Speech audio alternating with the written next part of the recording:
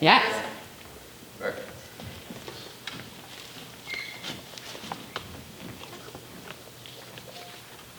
All right, all set. Yes. So in World War II, several U.S. Olympic athletes enlisted to join the war.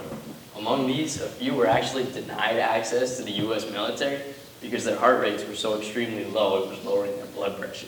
It became a medical concern.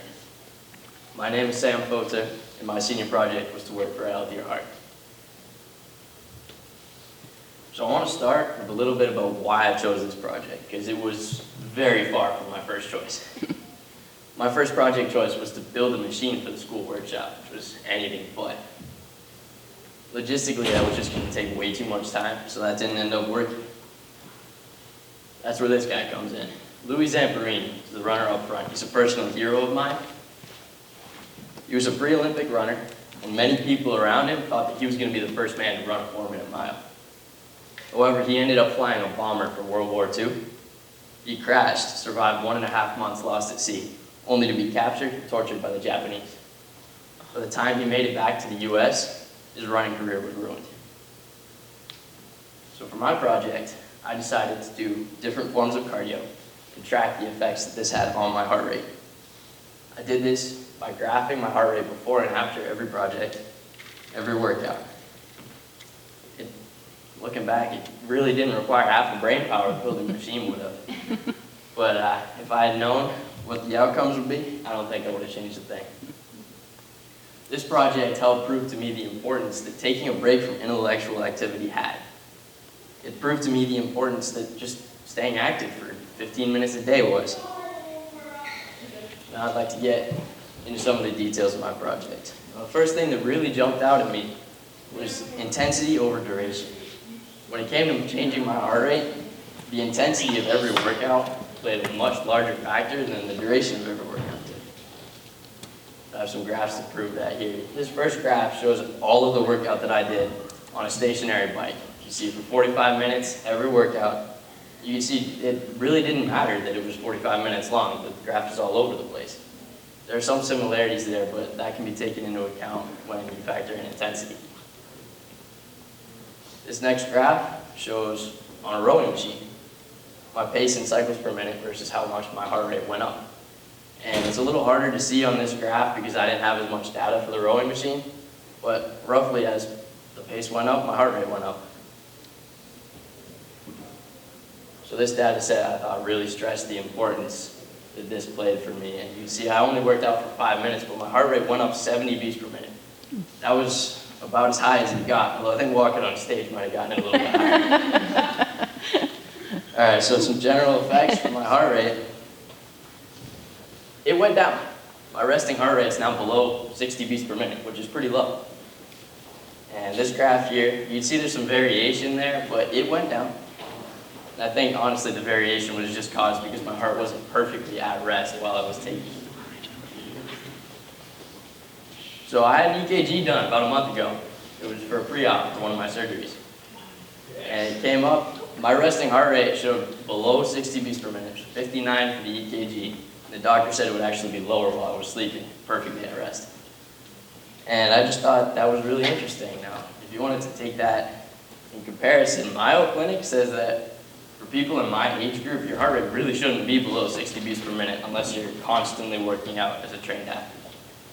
The American Heart Association says that your target heart rate zone should be anywhere between 100 and 175 beats per minute.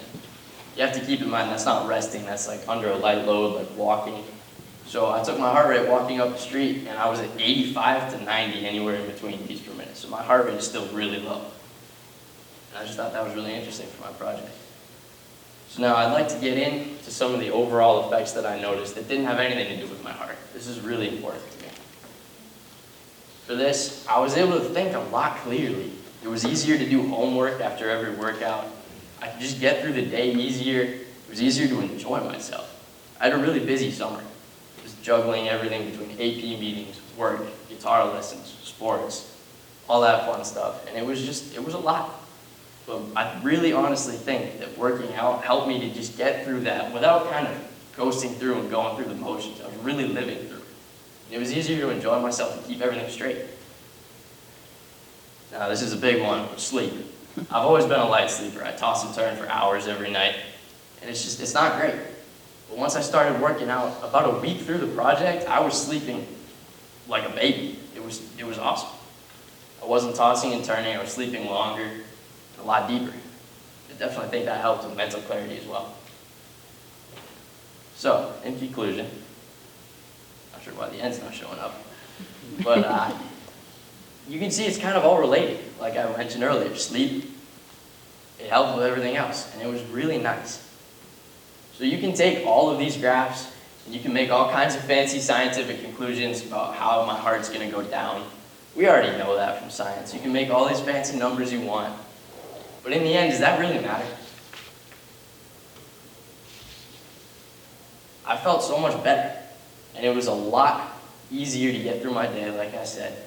And overall, I think my mental health improved a lot. So if there's one thing that we could all take away from a project like this, it's not numbers. It's just how important staying active is so that we can all live healthier and better lives. Thank you.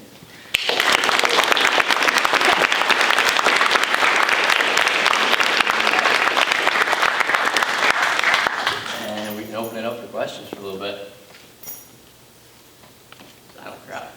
Oh, I have a question.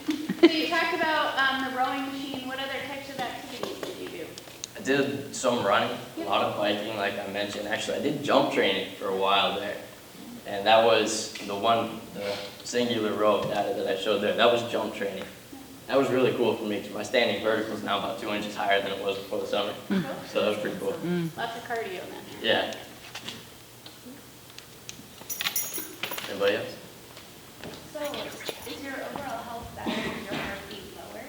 How does that affect you? Yeah, you could say that. Just because I continue to work out, I'd say if my heart rate stayed this low and I wasn't working out, that'd probably be a bit of a problem. But yeah, I'd definitely say that I feel a lot better. It's just everything feels so much better for me now.